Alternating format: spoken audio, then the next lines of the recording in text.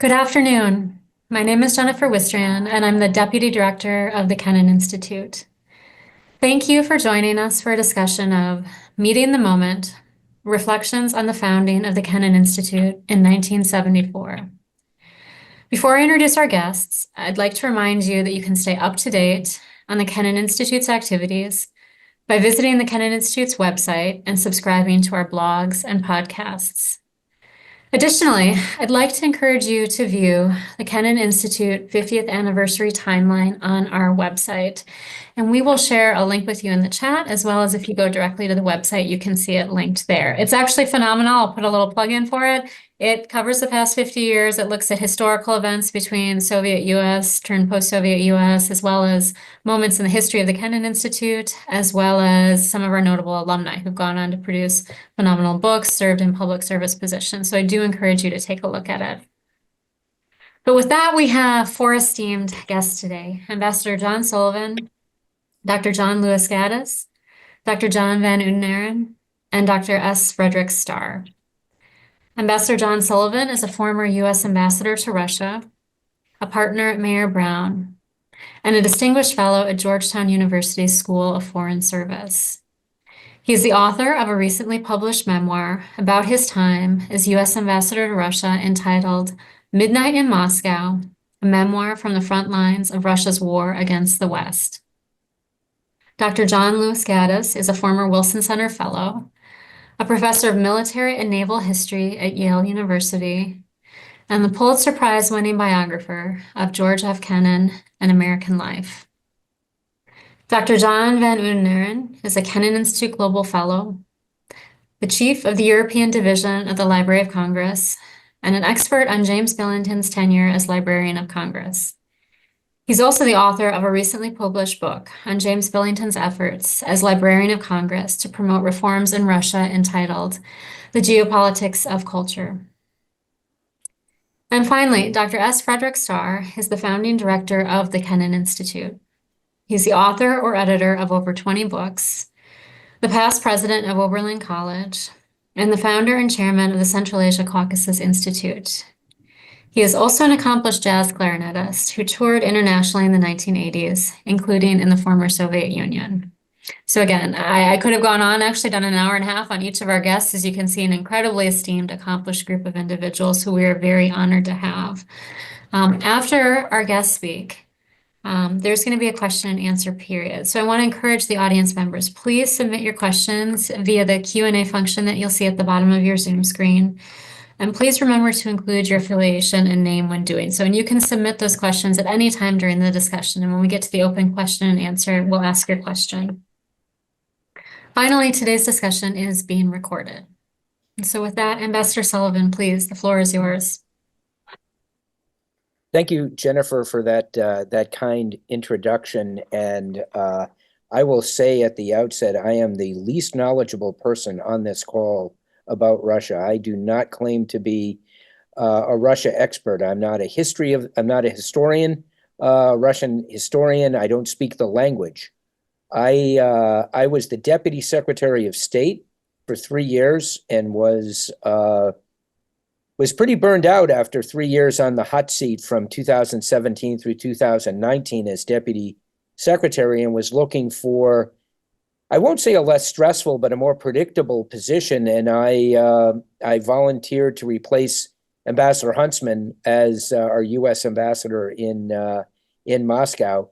And in many ways, like Twain's A Connecticut Yankee in King Arthur's court, I was a Boston Irishman in Vladimir Putin's court, a lifelong Russophile who was really, I wanted to go to Moscow to be ambassador because I've had a love for the people, the culture, their ice hockey. I'm a big hockey fan, and a forming moment, a seminal moment in my career was when the Soviet national team played Team Canada in 1972, and I was a young boy in Boston and a big Bruins fan, and many of my Bruins heroes were playing for Team Canada against this team from the Soviet Union that the sports writers in Boston were saying things like, who are these guys? Don't they realize they're playing against professionals from the National Hockey League? They could get hurt.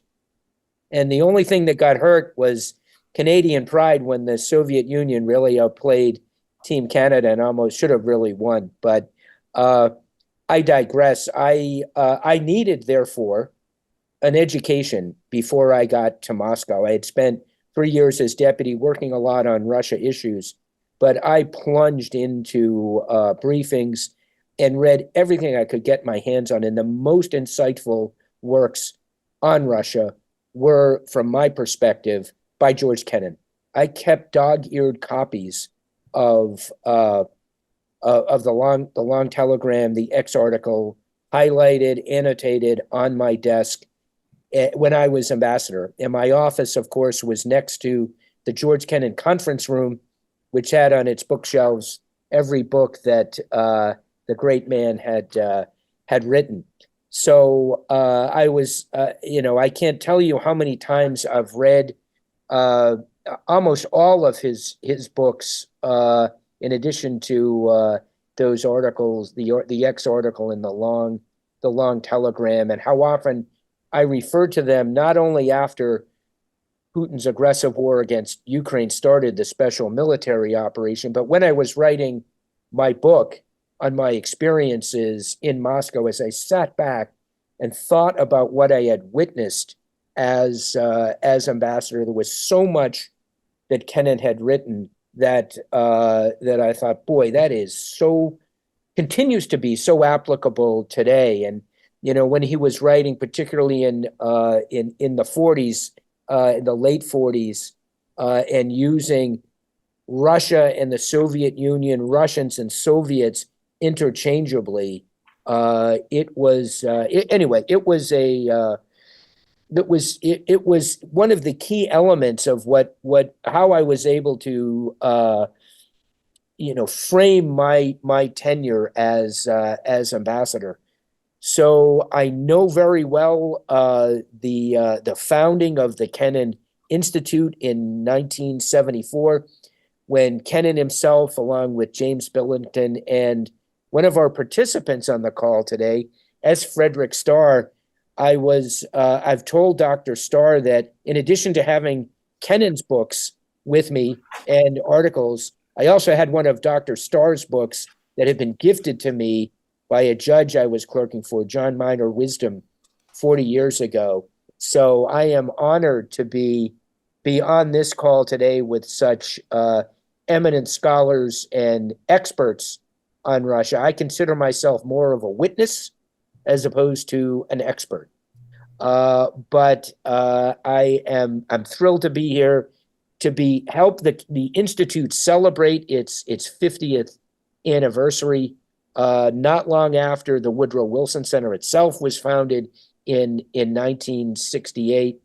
And the work today of the Kennan Institute, of those Russia experts at the Institute and those who've been affiliated or will be affiliated, so important going forward as we deal with not just with Russia, this aggressive Russia. Our SACEUR, our U.S. senior U.S. military leader in Europe, General Cavoli, said recently, no matter how the conflict in Ukraine gets resolved, frozen conflict, ceasefire, etc., we're going to have a large, heavily armed and angry Russia on the eastern border of Europe to deal with for a long time in the future. So it's so relevant and so important today, the Kennan Institute, as it was in 1974 at the height of the Cold War. So I will stop talking and turn it over to the experts. And our first speaker will be Professor Gaddis from Yale. Thank you. Okay, thanks to all. Pleasure to be here. It's come as kind of a shock to me in preparing this talk to realize that the 50th anniversary of the founding of the Kennan Institute coincides almost to the week with the 50th anniversary of my first meeting with George F. Kennan. And that meeting occurred on October the 31st, 1974. And it occurred, appropriately enough, in the rooms that had been provided to Kennan by the Smithsonian in its venerable castle building on the mall. The same building, Kennan liked to think, that indeed the same rooms, perhaps, once used by his great namesake, the other George Kennan, 1845 to 1924, the author of Siberia and the Exile System, and not my George's grandfather, as many people assume, but rather the cousin of the latter Kennan's grandfather, Thomas Lathrop Kennan, a distant connection, but one that greatly influenced George F. Kennan's life. The Kennan I knew met the Kennan of Siberia and the Exile System only on one occasion, and only as a small boy. And as the younger Kennan grew older, he became more and more convinced, however, that he had some kind of mystical connection to the first George Kennan. Both shared the same birthday, February the 16th. Both enjoyed sailing and playing the guitar. Both had become Russian experts. Both had been kicked out of Russia. Both wrote in almost an identical prose style. And my George would later become the grandfather of a third George Kennan, also born on February 16th in 1984. So there are a lot of very strange connections which deeply intrigued George F. Kennan, for sure. So I had the feeling there was a ghost in the room at the old Smithsonian Castle, and that somehow someone else was present in that.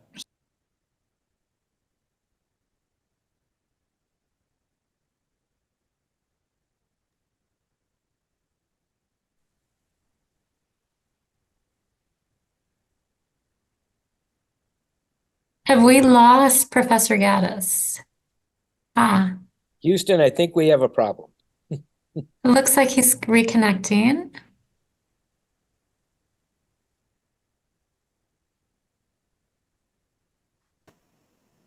Okay, sorry about that. I punched the wrong button. No, that's okay. You mentioned a ghost and then suddenly you disappeared. Yeah, no, the ghost took over. Now, I had the feeling there was a ghost in the room as I was preparing to take notes. George was in his normal interview mode, which was to recline horizontally on a couch. And the couch in the old castle room was seedy, moth-eaten, and probably about the same age as George, both being 70 years old at that time. So that was a memorable first occasion. I was 33 at the time, and that was just 5 years out of grad school, one book under my belt, one article only on the Truman Doctrine, but it had recently appeared in what we were, as graduate students, always told to call the prestigious journal Foreign Affairs. And for a long time, I thought prestigious was part of the title of the journal in the first place. So when I interviewed George, we talked, of course, about the long telegram. The X article, The Evolution of George's Thinking About Containment, which soon would be at odds with the rest of the Truman administration. So there was a history to discuss there. But George also wanted to talk about the importance of creating an independent institute to be located in Washington for the study of Russian affairs. Not Russian and East European affairs. He made that very clear, because he thought that would be a multicultural distraction, focusing more on people who've been forced to flee or to fear Russia than on those who remained. He was more interested in those who remained.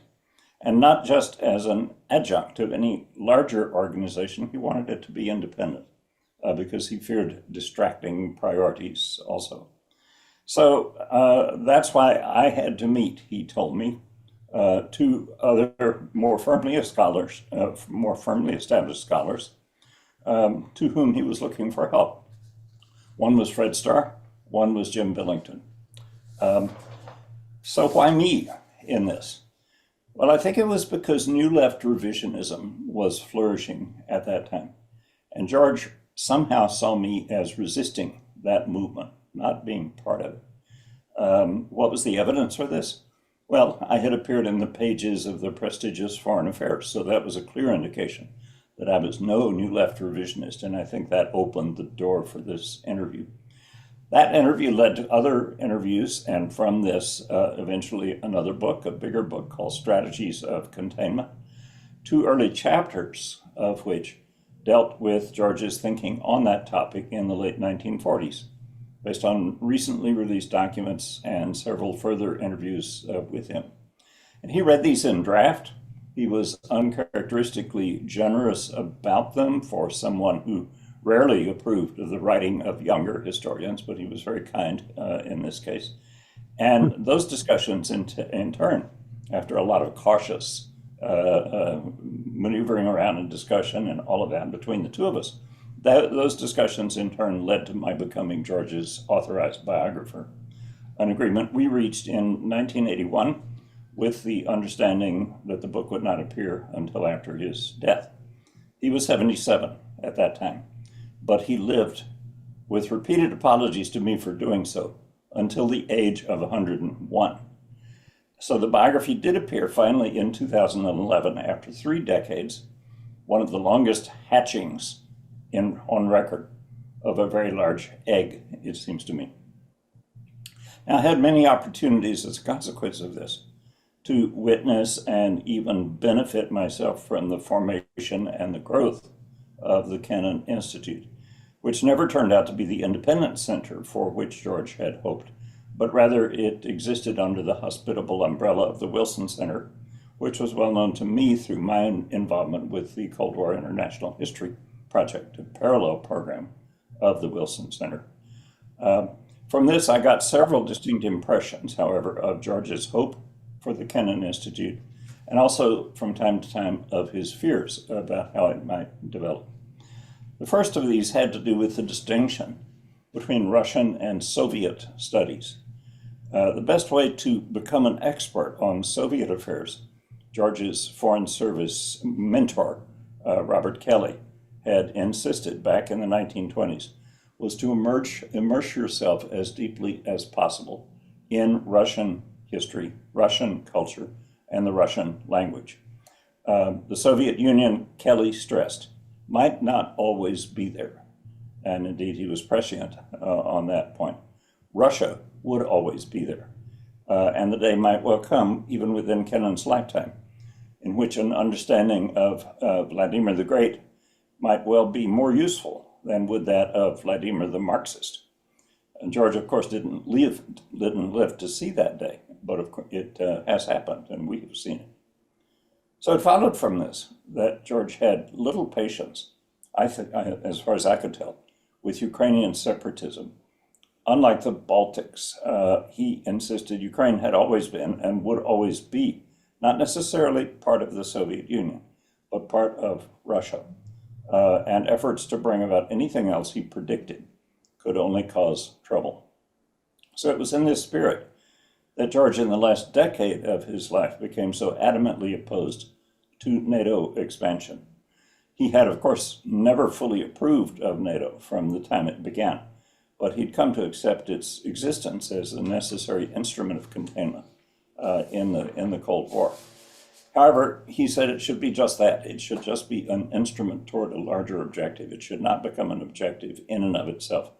And that was the basis for his opposition to it in the 1990s and the early 00s.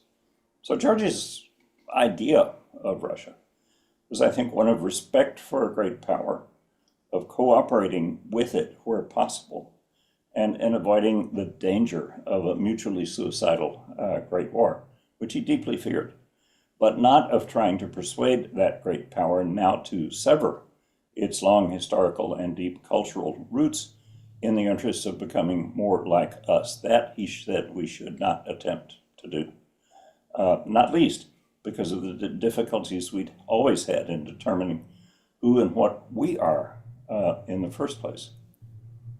Now that brings up another aspect of Kennan's life that has puzzled many people.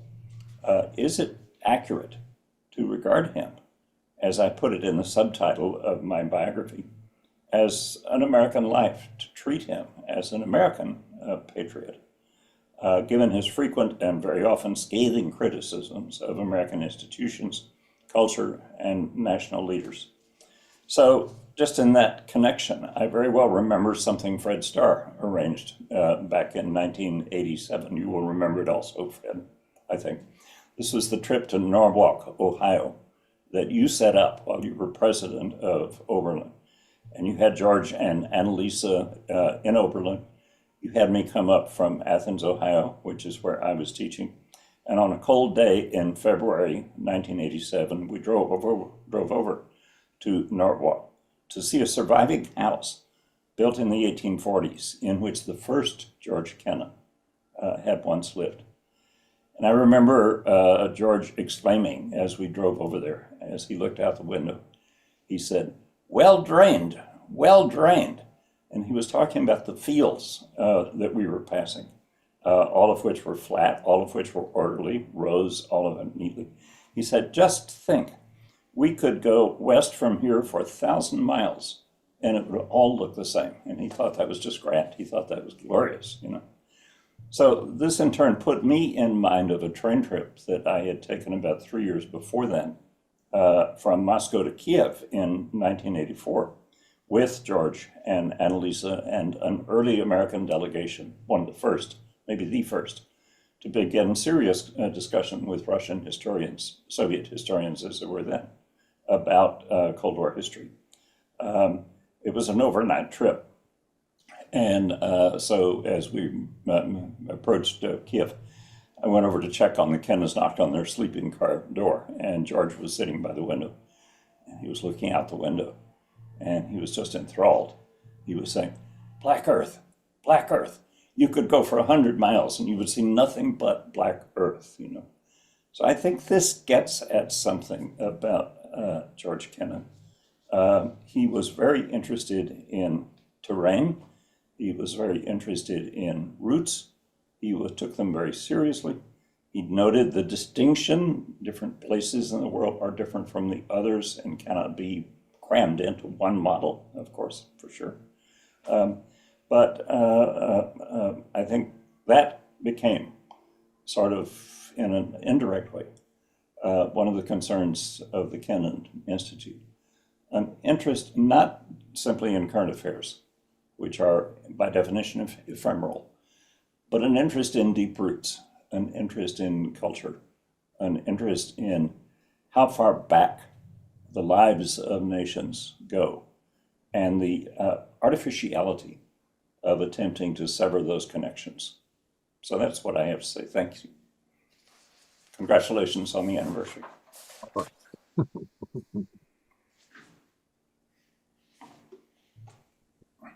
Well, thank you to the Kennan Institute for inviting me to participate in this distinguished panel. And I join the others in congratulating the Kennan on its 50th anniversary. Thanks also to Professor Gaddis for his remarks, but also his wonderful Kennan biography. For people out there who haven't read it, I strongly recommend it. And I'm here, of course, to talk about James Billington, but listening to him talk about George Kennan, I just can't help but think how similar in many respects, there were different in other respects, but how similar in many respects Billington and Kennan were. And obviously Billington learned a great deal from Kennan, and they thought in similar ways about on many issues, not everything, but many issues. As Jennifer mentioned in the introduction, earlier this year, I published a book, The Geopolitics of Culture, James Billington, the Library of Congress, and the Failed Quest for a New Russia. The book deals mainly with Billington's interactions with Russia as Librarian of Congress, but it also covers the earlier period when he was directing the Wilson Center.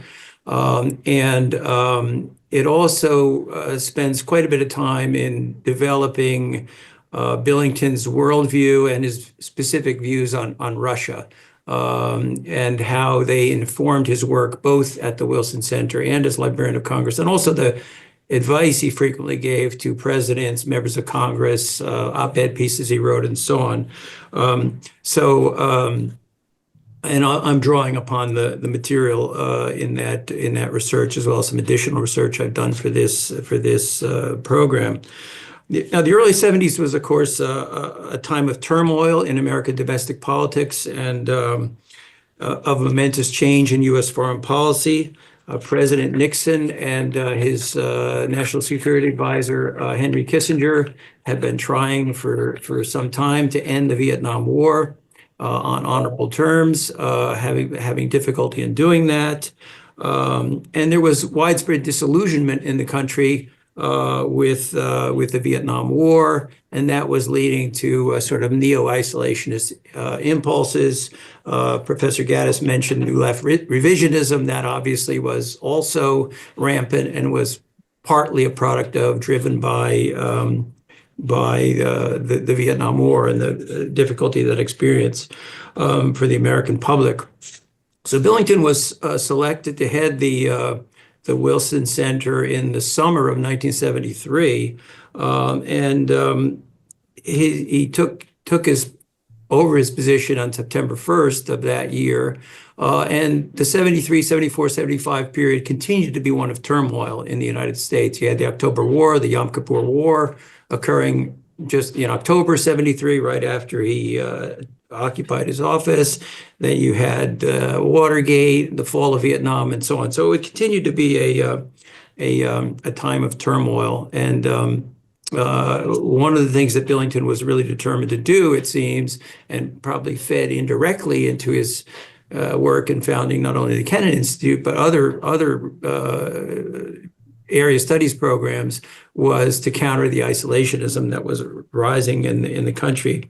Now, I went back and looked at, for the book, I extensively used the Billington papers at the Library of Congress. They're still in disorder. They haven't been processed yet, but his family has turned his papers over to the library, and I worked in those. And I went back and looked at what he was doing in 73, just as he went to assume his position at the Wilson Center. And as any good, Washington bureaucrat would do, he met with board members. And then after his meetings, he summarized his findings in letters and listed various things for follow-up. So I found some very interesting letters there to his board members, people he was trying to get on the good side of. One was to Daniel Patrick Moynihan, who had a great deal to do with the founding of the Wilson Center, and he had just been selected by President Nixon to be U.S. ambassador to India, and Moynihan and Billington had a long conversation about what Moynihan might do in terms of finding Indian scholars in India who could come to the Wilson Center as fellows. And similarly, there's a very interesting letter in there from Billington to Henry Kissinger, who was on the board of the Wilson Center and was Nixon's national security advisor, in which Billington actually gives to Kissinger a letter for Kissinger to carry to the president of the Chinese Academy of Sciences, inviting, Billington's not even on the job yet, he's still in Princeton, but he's giving Henry Kissinger a letter to give to the president of the Chinese Academy of Sciences, asking him to pick a couple of leading Chinese scholars to come to the Wilson Center. So he was thinking very, very internationally even as he prepared to take the job. That same letter to Kissinger actually contains a really bizarre little nugget that I'd like to look into further. And I quote from it. It says, this is Billington writing to Kissinger, "I also appreciate your willingness to extend an invitation to Mr. Alexandrov of Brezhnev's staff to spend at least a part of the time that he may be taking leave from his present duties at the Woodrow Wilson Center." Now, that's a very strange sentence. I haven't found any notes from the Billington-Kissinger meeting, but obviously Kissinger had somehow conveyed to Billington that Alexandrov, now this is Andrei Alexandrov Agentov, the veteran advisor. He started with Molotov in the 40s, and Gorbachev finally fired him in 86 or 87. But apparently there had been some talk about this man taking a leave of absence, which I don't think really happened in the Soviet days much, but and that maybe he would come to the Wilson Center. Who knows? He could have been one of the first fellows at the Kennan. But that, of course, didn't happen. But it's another interesting case of Billington using these powerful connections that he was trying to cultivate to try to generate more international involvement in the Wilson Center as he took office. So, what was some of the thinking that Billington brought to the Wilson Center, but also to the founding of the Kennan? One that's very important is his view that he saw international relations as a struggle of ideas. He says this again and again in his writings, and he used to say it at the Library of Congress. International, he saw, I mean, military, he was aware that military things mattered and economic power mattered and so on, but he fundamentally saw international relations as a struggle of ideas. And he thought that the United States was well placed to compete in this arena if it played its cards right. And I mentioned Kissinger a few times. Obviously he worked well with Kissinger at the Wilson Center, and then later on at the Library of Congress. The Kissinger papers are at the library. There's a Kissinger chair, there's a Kissinger lecture. So he obviously got along very well with Henry. But that said, he was not a big fan of the Nixon-Kissinger foreign policy in the early 70s. He had a couple problems with it. One was, and he didn't write these up. That would have been suicidal to write an op-ed piece criticizing Richard Nixon as the new head of the Wilson Center. But you can see from his writings and from things he did later that he was critical of the Nixon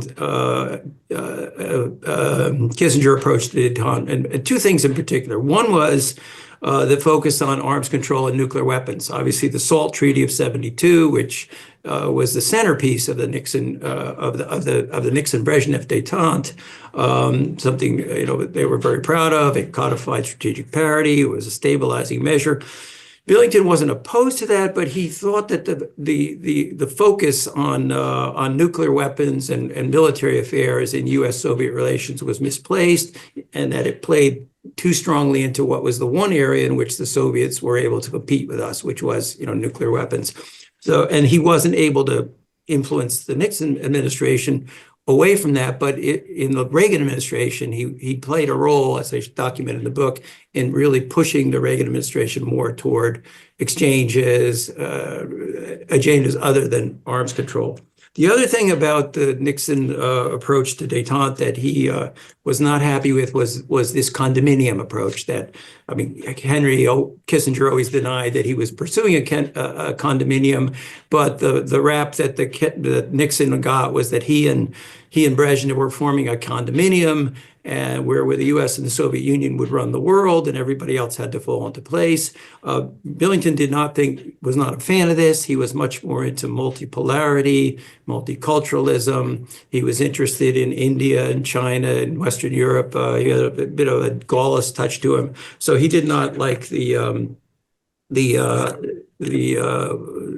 so-called condominium approach to U.S.-Soviet relations. So, and this is some of what he brought into his thinking about the Wilson Center, and that went into his founding of the Kennan. This focus on ideas and the plurality of ideas. I mean, very similar to some of the things that Professor Gaddis has said about George Kennan, about enduring power of ideas and fundamental differences among countries. Billington was very much a product of exchanges. Three seminal experiences in his life. He was a Rhodes Scholar in the early 50s, spent a couple of years in the UK studying under Isaiah Berlin. Then in 1960-61, he spent the academic year in Finland doing the research for his book, The Icon and the Axe. And then third and most importantly, in 66-67, he was a scholar in Moscow. for the academic year. And this had a huge impact on him and made him want to get much closer to Russians and understand them, from the inside out, so to speak. He later wrote about, he later wrote, it was around the stove in the kitchen of Mandelstam's widow. This is referring to Osip Mandelstam, the great Russian poet who was killed in the Gulag. Nadezhda Mandelstam was his widow. She became a great writer in her own right. But he says it was around the stove in the kitchen of Mandelstam's widow during the winter of 1966-67 that I began to sense the beginning of Russia's renewal. A continuous flow of remarkable people came to participate in evenings presided over by her, whose husband had died in the Gulag, and Varlam Shalamov, the great writer who had somehow survived the most remote death camp in Kolyma. So he had this view that we had to get closer to real Russians, intellectual Russians, and that it came out of his reading and study, but also living in Moscow that year. And this went into his thinking about the Kennan. In January, and just finishing on the theme of exchanges, in January 1971, this is 2.5 years prior to his becoming the head of the Wilson Center, Billington was appointed by President Nixon to the board of, chairman as the Board of Foreign Scholarships, which is the body that oversees the Fulbright scholars, and he remained active in the Fulbright program even when he went over to the Wilson Center. A few points about his thinking about Russia, per se, Russia more narrowly defined. I've talked about exchanges, I talked about the importance of ideas, but he also had strong views about Russia, one of which was actually follows from the point that Professor Gaddis made about Kennan. Russia, not Soviet. I mean, he that was the key to him, the Russian people, the Russian history, and so on. In my book, I deal quite a bit about Billington's views on Russia, but I'll mention just 3 things here that were relevant very much to his work at the Wilson Center and went into the founding of the Kennan. One is his insistence on change. He was always looking for change in the Soviet Union. Now, but we know from the famous X article that George Kennan looked to change. The famous phrase is that the United States should adopt policy to, quote, promote tendencies which must eventually find their outlet in either in the breakup or the gradual mellowing of Soviet power. This is so Kennan was pushing change, but as the decades wore on, change tended to drop out, and we got more and more of a focus on stability. Billington was not that way. He was constantly looking for change. His first article, he wrote about it in the 50s when there was the Khrushchev thaw and the Prague Spring and Solidarity. He was perpetually disappointed, but he was always looking for change. And then, of course, finally, the big change did come with Gorbachev. The second point is the role of the intelligentsia.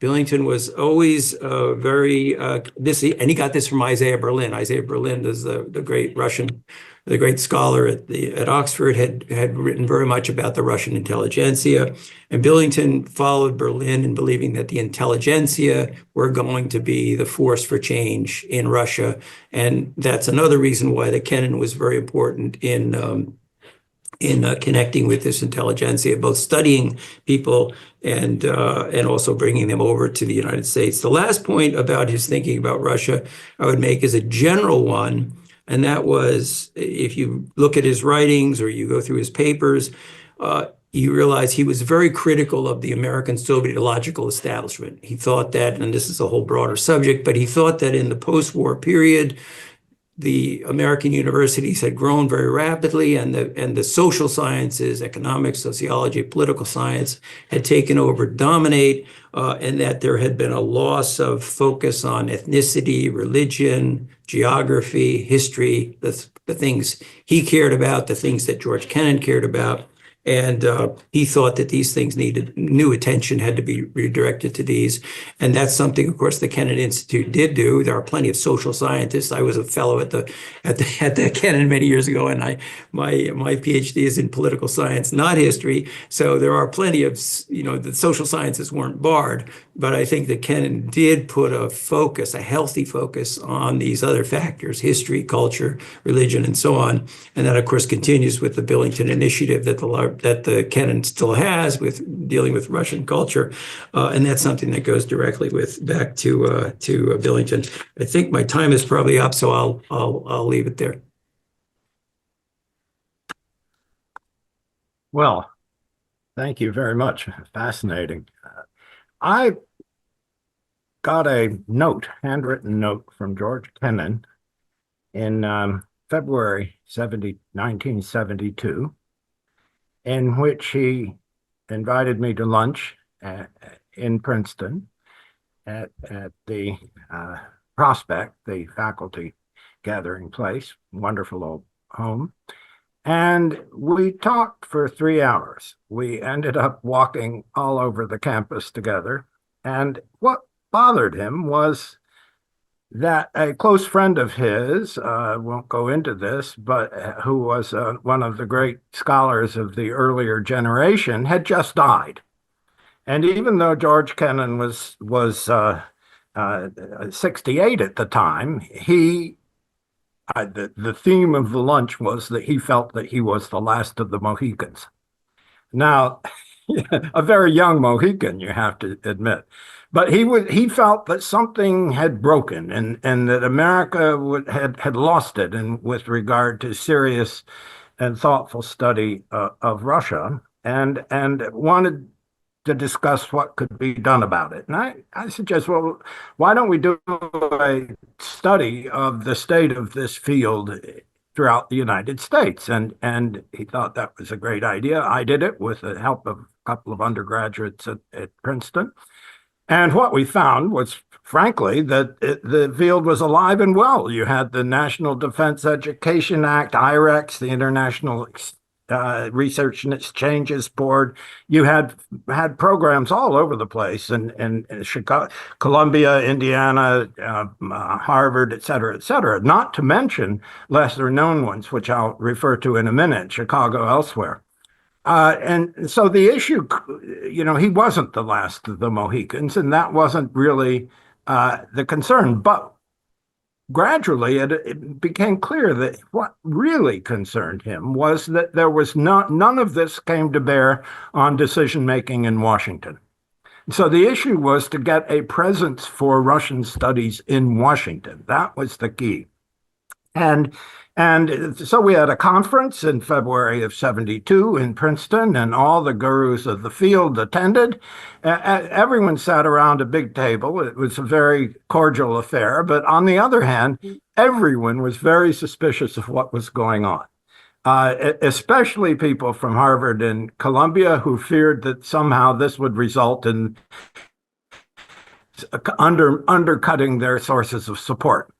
Well, as Harrison Salisbury wrote to me afterwards in a note, he said, there was no soaring enthusiasm for the proposal to have a national center of these studies in Washington. And but nonetheless, George Kennan assigned the task of implementing this to three people: Marshall Schulman at Columbia, Jim Billington at Princeton, and me. But shortly, and then two problems arose, two serious problems. One was that Marshall Schulman wrote a note to George Kennan saying, basically, I'm out of here because this is it's a conflict of interest. And so he really dropped out of the picture. And then a very good thing occurred, namely Jim Billington was named head of the Wilson Center. And so he was, doing 40-hour days practically, getting the Wilson Center on track, which was an immense task, and he should get full credit for that. That meant really, and the second big problem was that George Kennan wrote a letter to Averell Harriman asking for support. And Averell Harriman turned him down. As simple as that. So a few days later, I get a letter from Kennan saying, "Really, I'm very sorry, but I'm out of this. I'm dropping out. I apologize, but you and Jim can see this home." Well, Jim was tied up too, but so for the next long period, we were bustling around like mad, some figuring where, how, talking with everyone. Now, the interesting thing, though, is that the two key players in the foundation of the Kennan Institute are never credited. First is Dillon Ripley. Had it not been for Dillon Ripley, it couldn't have happened. And I might have to say, had it not been for Dillon Ripley, the Wilson Center as a whole would never have found this wonderful home in the Castle building of the Smithsonian, which it enjoyed for a decade. The other is Charles Blitzer, who was a political science professor at Yale. I took his course as an undergraduate, very savvy man. He was Ripley's deputy, but together these were two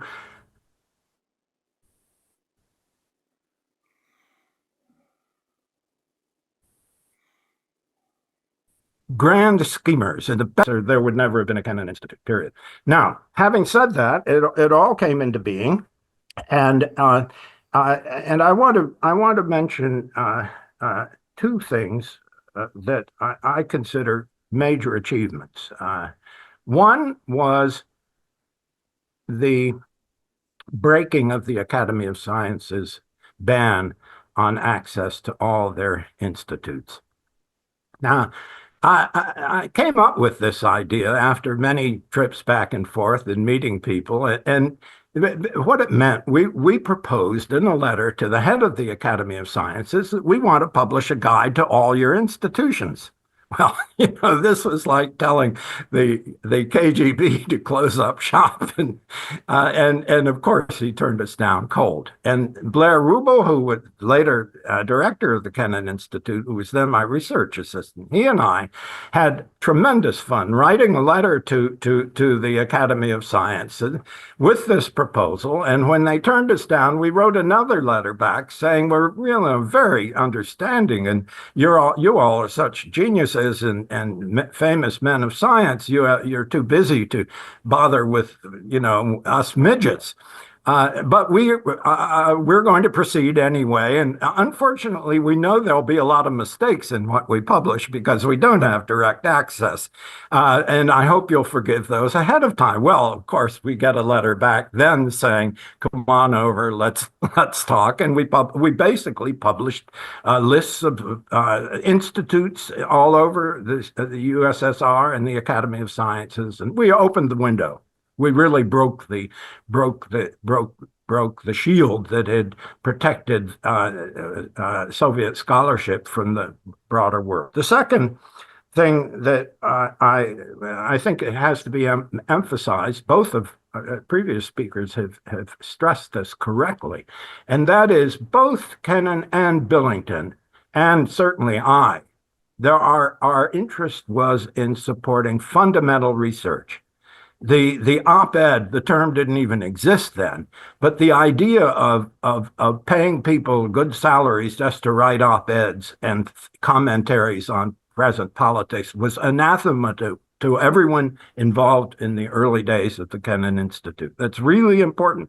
So you got people, unlikely people there, like for example, Peter Scheibert, a German scholar, there at the same time as Misha Levin. Scheibert had a lowest level clerk's job during the Hitler era. Some accused him of being complicit, but he wasn't. And Misha Levin was from Lviv, and embodied in his voice even the very best of the old anti-Bolshevik left. And these two came at the same time. They were both writing on Lenin.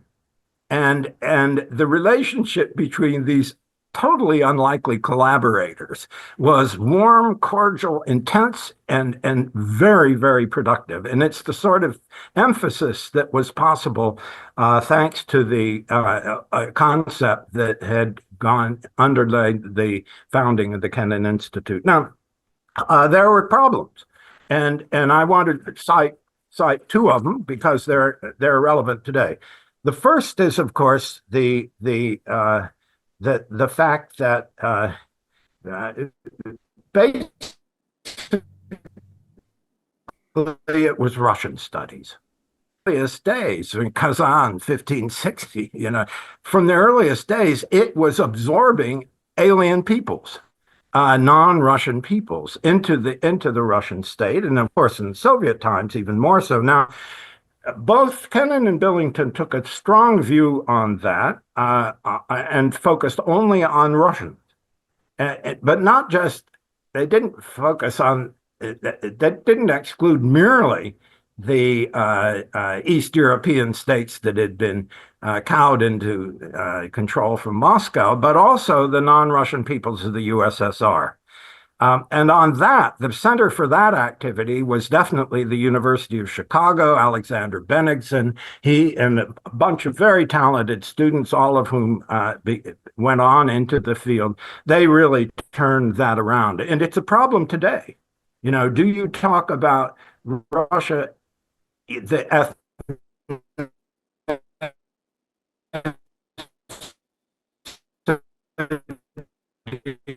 within Russia, it seems that are now sovereign states and parts of other blocs and interests? No, it seems to me that really is beyond the pale for the Kennan Institute for Advanced Russian Studies. So, be that as it may, I want to the second area where I think we fell short in the early days of the Kennan Institute was to ignore security. Now, this was the time that some very, very bright and competent people were out there focused on the security and basically sounding an alarm. My good friend Dick Pipes at Harvard, Paul Nitze, the whole Team B crowd was there, and we did not receive them at the Kennan Institute. It's an interesting question. Should we have? Well, I regret that we didn't, but I also defend our decision not to because it would have closed off our ties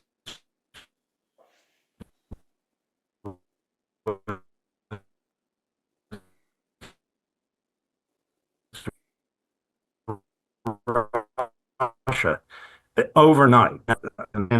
What I do want to return to is George Kennan himself. Fortunately, you have biographies of both Kennan and published biographies and excellent ones of both Kennan and Billington.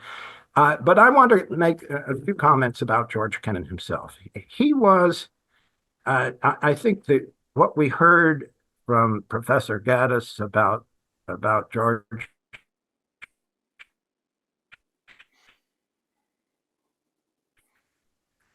Annalise Kennan's return to Norwalk, Ohio, is very important. After all, Milwaukee is a very complex place, and it wasn't the happiest of childhoods.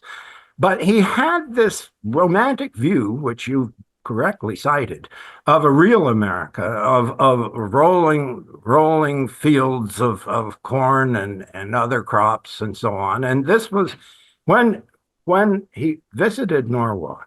I proposed this for a very simple reason, and that is, aside from the fact that I was living 20 miles away at President of Oberlin, both my grandfather and great-grandfather and all sorts of great-uncles and so on were from Norwalk. At the same time, the old George Kennan was there, and they knew each other.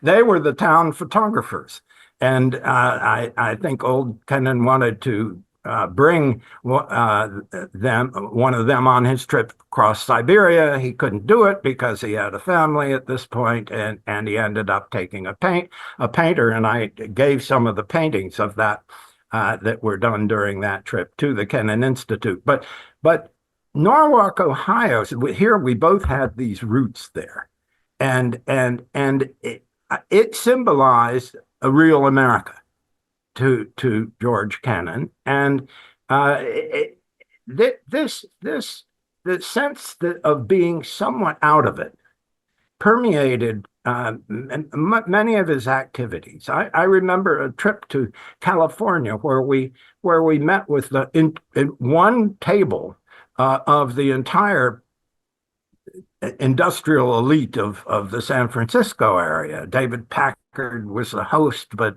Hewlett was Bill Hewlett, all the others, they were all around the table. And George Kennan gave a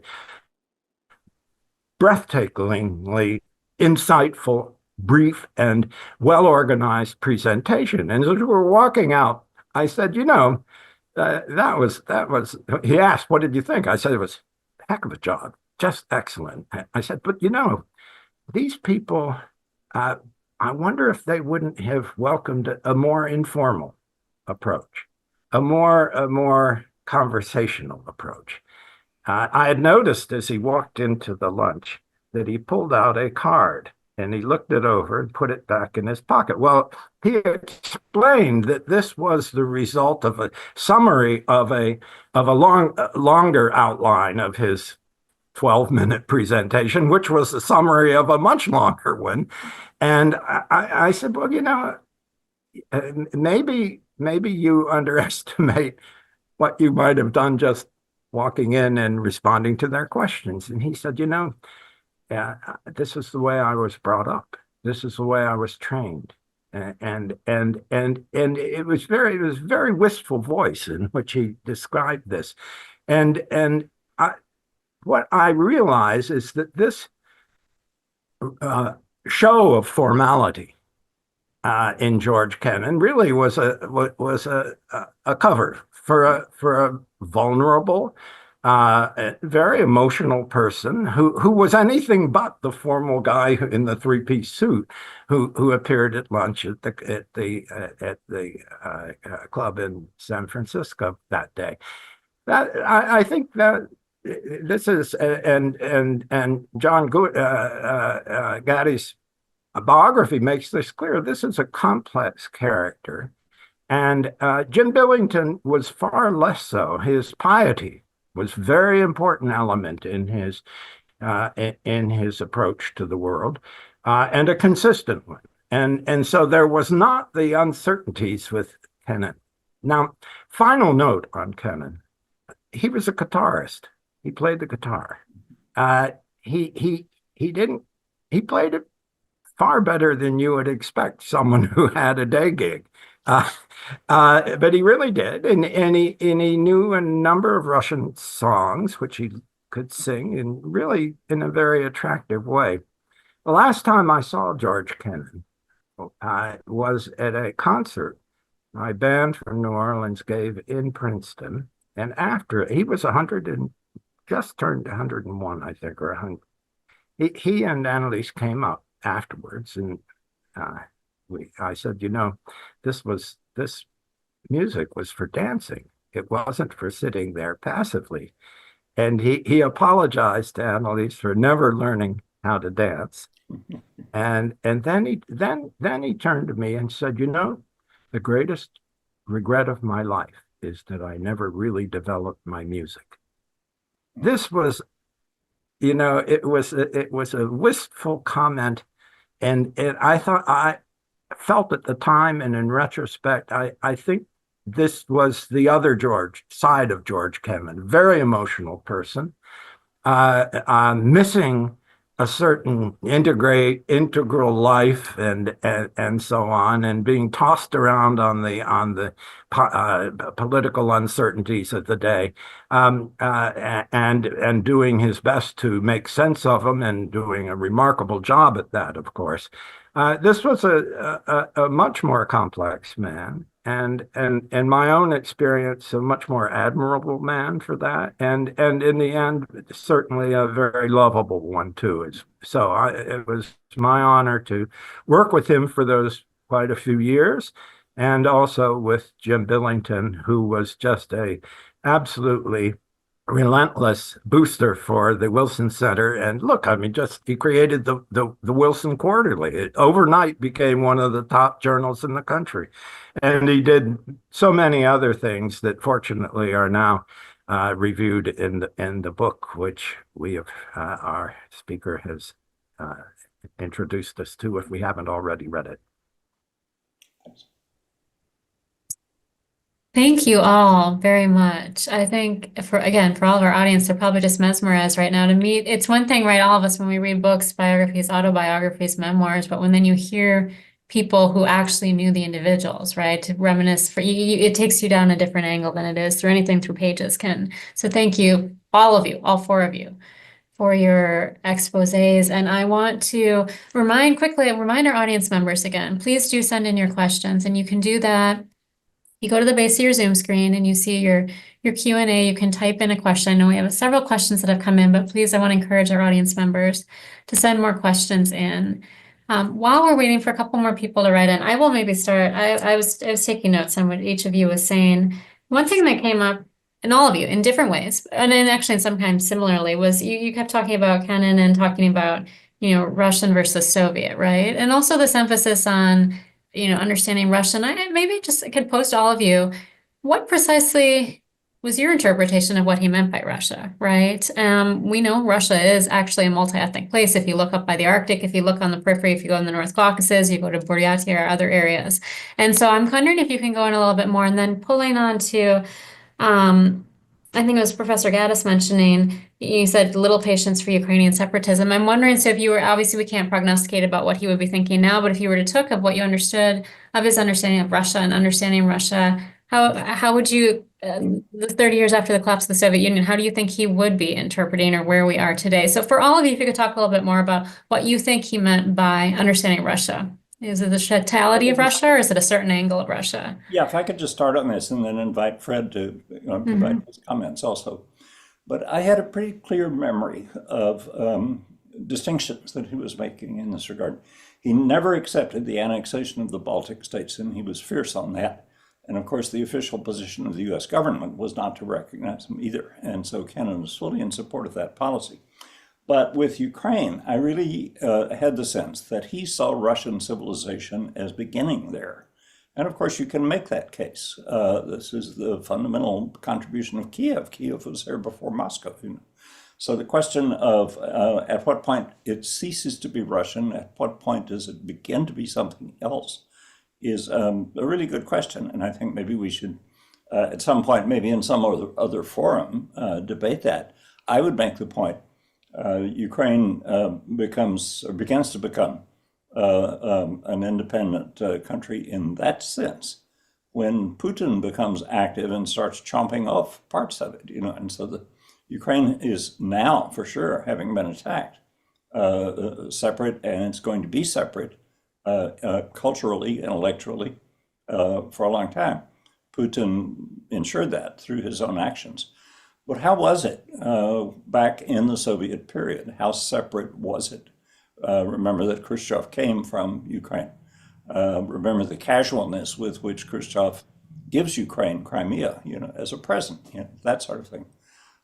So Kennan's own position on this, I think, was that these two were pretty much the same, but the Baltics were decidedly different. I don't remember him talking much about the Central Asian countries. I don't think he knew much about them in the first place, Possibly he didn't care much about them.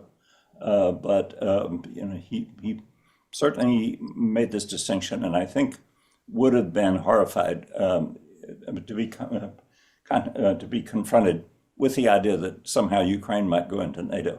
But he would have been horrified by the expansion of NATO at a much earlier stage than that.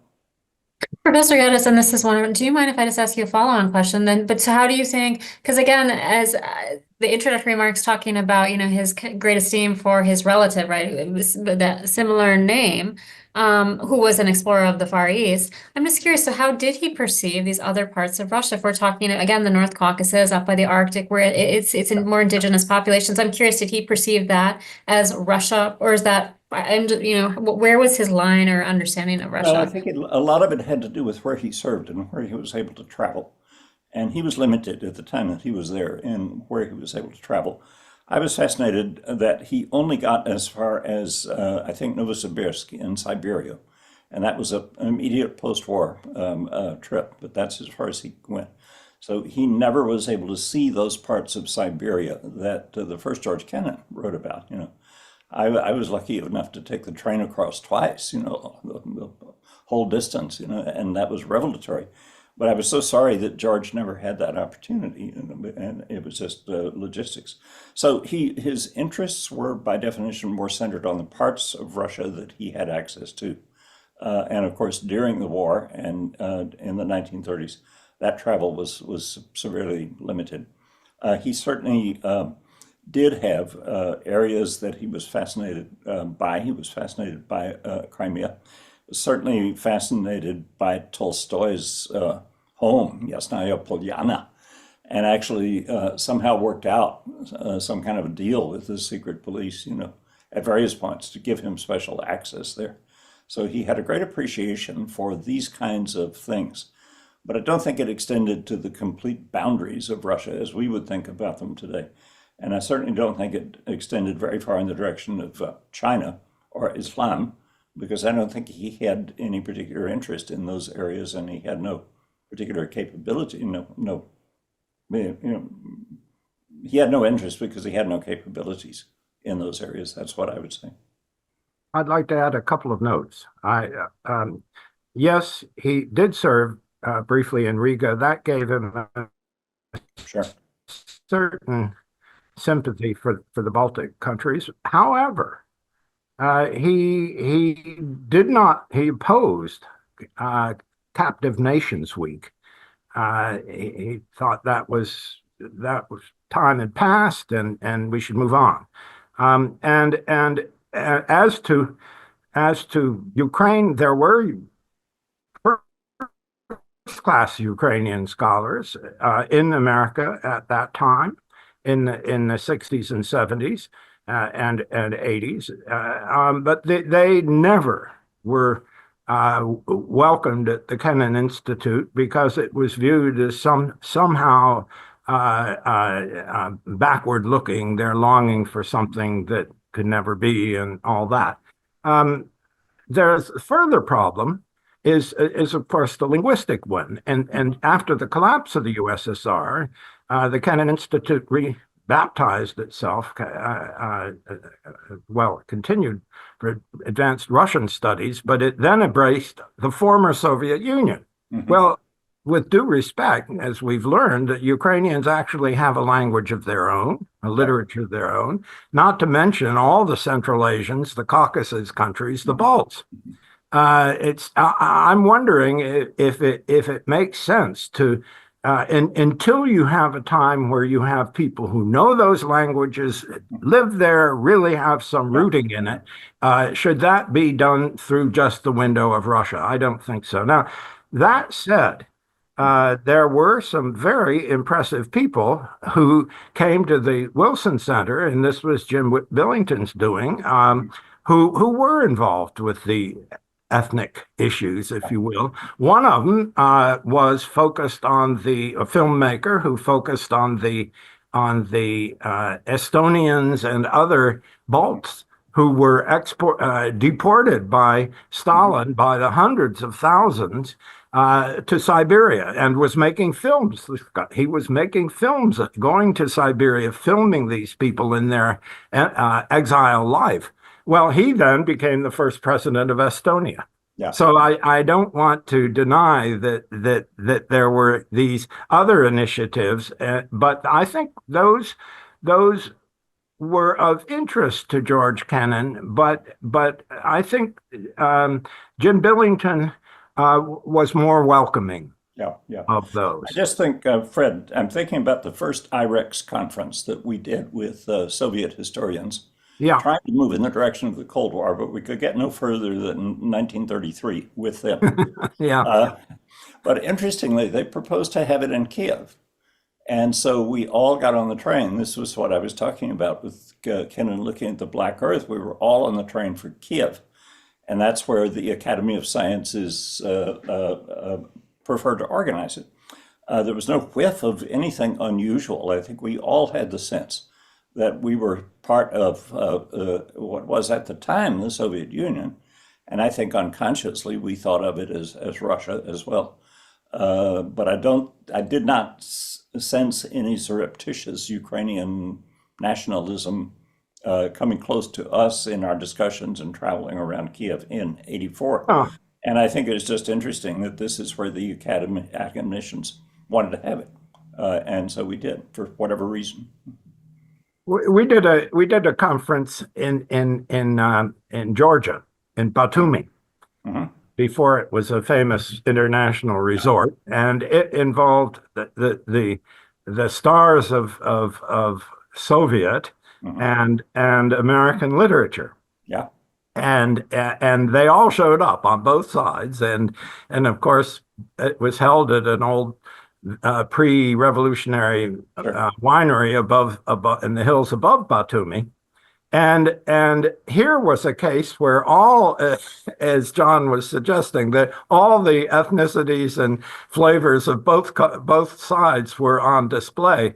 However, I have to say it was one of the most uninteresting events you could imagine. And finally, the convener of it, who was Norman Cousins, who was then editor of the very highly regarded Saturday Review, at the end of the final banquet, he stood up and gave what he thought was a perfect toast, and it was. He said that the Russian-American relations are based on the principle of parity.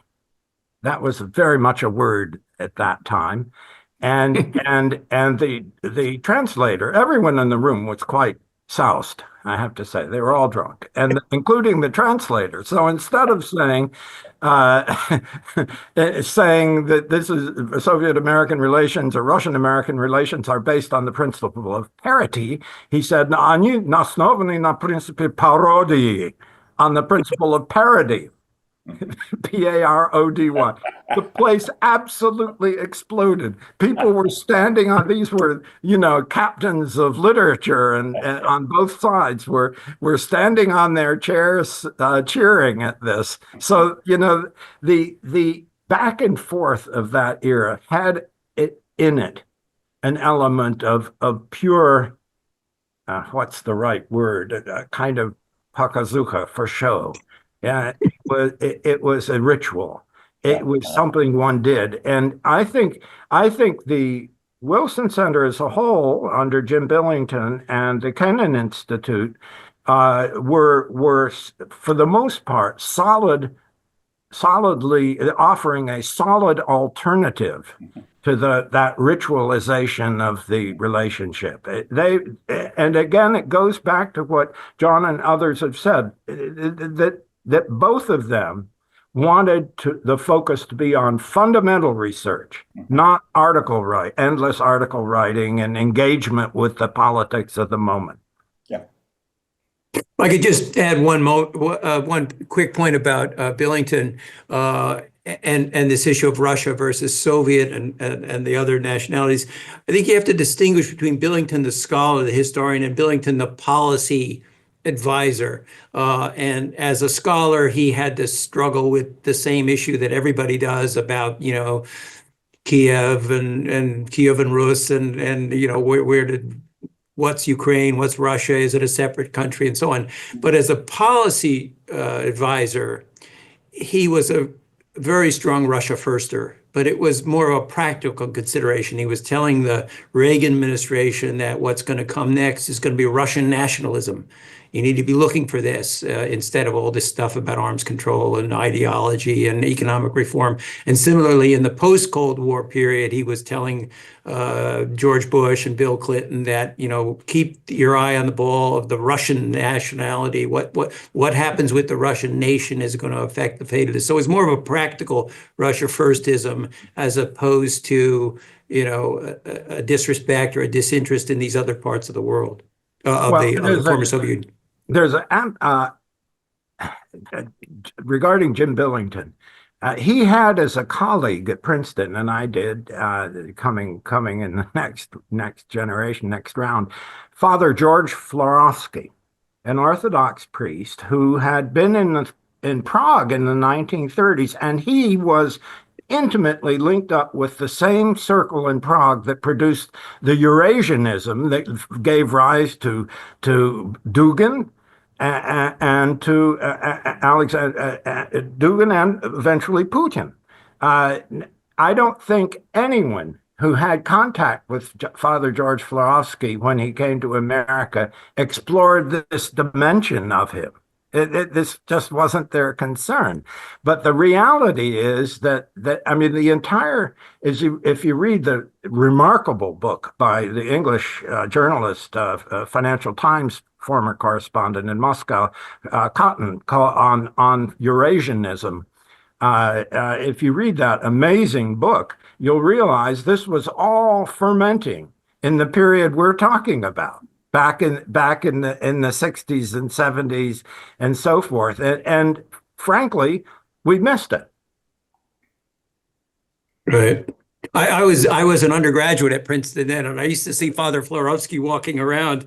He was a phenomenon. He was this ancient priest, and you're just like, who is that guy? You know, it was really, but he was connected, as Fred has said, he was connected with the sort of the intellectual history of the 20th century. Yeah. Well, yes, once I encountered him very late at night in the Princeton library, and I said, I'm heading home now. And he said, oh, it's still early. It's only 9:30 or something like that. And he said, can I give you some advice? And he said, I said, sure, I'd welcome it. And he said, well, when you leave the library at 10 or 10:30, take out of the shelves 1 year of any of the major Russian or German journals of the 19th century, and take it home. And as you're lying in bed, leaf through them and remember the topics covered. He was basically telling me to become my own Google. But this was the kind of take no hostage, serious scholarship. Jim revered Father George, and rightly so. We all did. On the other hand, what I'm suggesting is that there were major dimensions having to do with both the, if you will now, and negative sides of the culture, and also the non-Russian cultural phenomena of the Russian and Soviet state that frankly got ignored. It would have been great. Alexander Bennigsen in Chicago, who was the greatest exponent of this in America, I don't think ever appeared at the Kennan Institute. Thank you guys for answering my question. And I will say, actually, I did cite Bennigsen in my PhD dissertation, so he was phenomenal in the writings he did. So I want to pivot. We have a number of questions that have come in from our audience, so I want to make sure people get a chance to ask their questions. The first one, thank you all for the opportunity to listen from your expertise. My name is Fahim. I'm an international student from Bangladesh studying at Springfield College in Massachusetts. I have a question for Ambassador Sullivan. Given your experience working in Russia, what changes did you observe in the mindset of the Russian government, or particularly President Putin, that ultimately led to the decision to invade Ukraine? Well, thank you. Thank you for the question, particularly coming from the Commonwealth of Massachusetts, my home state, native Bostonian. So in thinking about this, looking back, so my 3 years as ambassador from late 2019 to toward the end of 2022, looking back on that, and particularly the Biden years, so I was Biden's ambassador for 2 years. I was with Biden when he met with Putin on June 16th, 2021. Looking back on our engagement, whether it's under Trump or under Biden, there was it's become clear to me now that Putin had decided he was going to achieve what his two war aims are, which he says repeatedly, to denazify and demilitarize Ukraine. He had made that decision in his own mind some time ago, certainly before I became ambassador, and emphatically the case in my mind before he met with Biden in Geneva in June of 2021. What did Biden and Putin not talk about? Ukraine. They spend much more time talking about Afghanistan Putin was very relaxed. He was cracking jokes. But Ukraine was top of mind for him. And what can I point to demonstrate that? The presidents, the respective presidents gave back-to-back news conferences after their meeting, and Putin spoke first.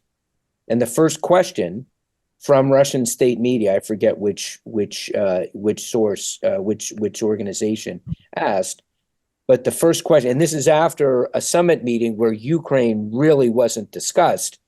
The first question, and because it's from Russian media, it's from Putin to Putin, was Ukraine is obviously the most important issue for the Russian people. What did you discuss with President Biden about Ukraine? And Putin said, well, we really didn't talk about it much. But Biden said the Ukrainians should implement the Minsk agreements, and that's a good sign if he's thinking that way, but we really didn't talk about it much. Just months later, Ukraine is an existential threat to the Russian Federation. From Putin's lips, he addresses the MFA at the end of November of 2022, charges Lavrov with drafting treaties, which they gave to me in mid-December, and they used various formulations, guarantee with waterproof, bulletproof, different type, fireproof guarantees of Russian security. It was security in Europe. So one treaty was between NATO and Russia, and the other purported treaty was between the United States and Russia. And it was a take it or leave it proposition. You accept these documents, or we're going to have to achieve our security by other means, which, as they say, military technical means. So it was either going to be the West pressuring Ukraine to surrender and NATO backing off, or to borrow a gangster movie expression, we're going to have to do what we got to do what we got to do. And we'll use military technical means to accomplish that. And so my view is he was going to achieve those he had decided in his mind he was going to achieve those objectives by force or capitulation by Ukraine long before I became ambassador.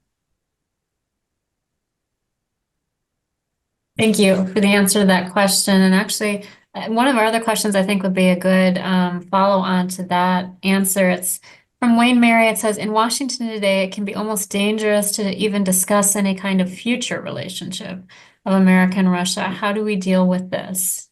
So kind of going from that past, and how do we talk about the future to the extent we should? And this is for anyone. All the possibilities. Yeah. Scope out all the possibilities. That's the first task. Yeah. I get asked this question all the time, and because I serve for both Biden and Trump, my response is negotiate with Putin? Absolutely not. Talk to Putin? Emphatically important, vitally important. You say negotiation in Washington, you say it to my dear former colleagues at the State Department, and their lack of understanding of the government we're dealing with, they will immediately start drafting position papers and talking points on good faith gestures we need to talk to the Russians. And if you say negotiate, they're heading down the wrong road.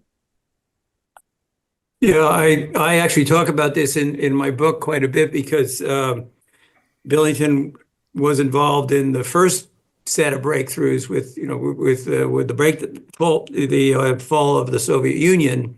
And he used to say that the biggest obstacle to good relations with the Soviet Union was that the leaders of Russia at that time, Brezhnev, Andropov, that generation, were not themselves criminals. They were not Stalin. They were not the murderers of the Stalin era, but that they were beneficiaries of Stalin's crimes. And that generation had to pass away, and then there could be change. And he told this to Robert McFarlane and President Reagan and so on.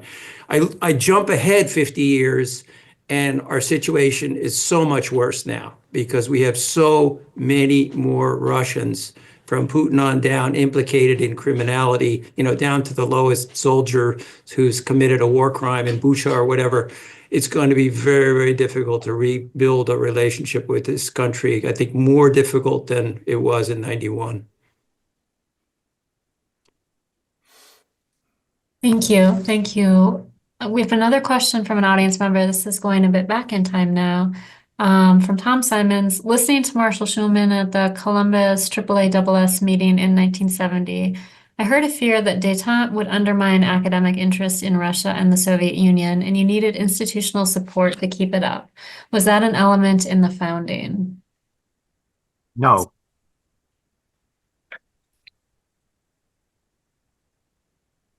Do you want to say further or no? You want to stop at no and say you don't think that there was never any... mentioned. Well, actually, then maybe just a little bit more broadly, and then what do all the four of you think in terms of Russian studies today? Or again, kind of, do you think it has ebbed and flowed over the years with respect to the relationship between the US and Russia, unlike other areas, right, where there can be a sustained interest in French studies, for example, right? And do you think this is going to impact, do you think there's a decline in Russian studies, which we do see, right? Is that going to impact, getting back to Kennan's objective, you got to understand the language, history, culture. Is this going to fundamentally impact Americans? Well, first of all, foreign language study in the United States and worldwide, but certainly in the United States, is plummeting. As long as there's a phone that you can hold up in the guy's face and it translates you into whatever, it's a problem. Trouble is, how you really can't study any culture without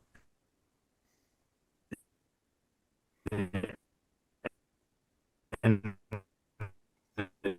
deep sense without knowing its language. About this, Senator Paul Simon of Illinois worked very closely with us at the Kennan Institute to create a national presidential commission on foreign languages and international studies. But it was very quickly taken over by the college presidents who saw it as a cow to be milked, and nothing substantial came out of it. But today, the problem is that you don't have a cadre, except for emigres, you don't have a cadre of American-educated young men and women who really have fluency in the language, have lived there, traveled, and so on, really know the place, and have had the kind of deep saturation with the literature and culture that Jim Billington had and professed and encouraged in others. And this is we have all sorts of people writing because they read 9 articles and write the 10th, or read 9 books and write the 10th. That isn't the kind of fundamental research that Kennan, Billington, and the others at the early days of the Kennan Institute were advocating. Thank you. I realize we're about 90 seconds from running out of time, so I want to give our 4 guests any parting thoughts anyone wants to share, maybe a last comment. I want to be mindful of people's time. I think the basic issue, we get diverted when we turn this into a budgetary question. The question is, do educators, are there people in Congress, in the Senate, in the Library of Congress, et cetera, who have lived the life of learning, who know languages, know people and cultures, and have read masses of stuff, even though it doesn't feed into some trivial article they're writing for the internet next week. That's the level that we have to think of it. And all approaches that are based on just the budgets, believe me, having been a college administrator for many, many years, college administrators know how to milk every cow. That's not where the action is. Thank you. Any other parting comments?